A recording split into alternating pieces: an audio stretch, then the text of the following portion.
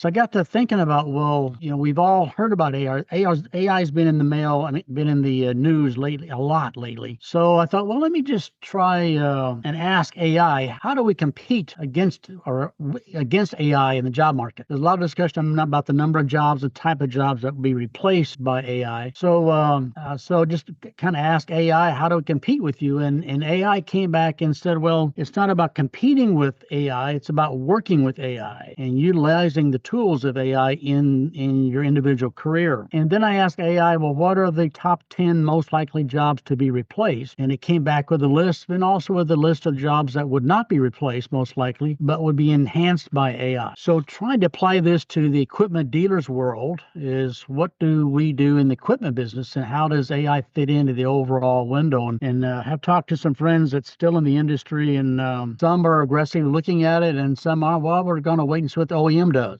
And that doesn't usually work very well. You need to kind of be ahead of the curve. But I thought it was just, so what AI came back and talked about, understanding how AI will work in with a career. Careers most likely to be impacted, those to most likely to be replaced, and then how to adapt an AI mindset. So what if we're going to move ahead with AI? How do we do that? And I think the last piece of what I pulled together was a self-assessment worksheet to evaluate how we adapt AI into our training and our learning. So that's kind of was the focus of this. Yeah, it's really remarkable, Ron. Everything we do in Learning Without Scars is with artificial intelligence. We start from Word documents that have been class materials for years out of textbooks that I've created and other things, and then create film clip, create audio track, create subtitles, create quizzes, all manner of materials. And we're using from our website, WordPress, to our learning management system, Moodle. I think we have 17 individual different pieces of software. And if I'm a parts guy or a service guy or a salesman, and I'm looking at ChatGPT, some of them are just using it to enhance their writing skills. So they write stuff down and then put it through and get it corrected. That's not the approach you've looked at, is it? No, I actually did the reverse. I put the thought in ChatGPT first and let it feed me back what it says, and then take that view of, now how does that apply to my industry of knowledge and me as an individual, how I develop myself in my career. So now I could probably,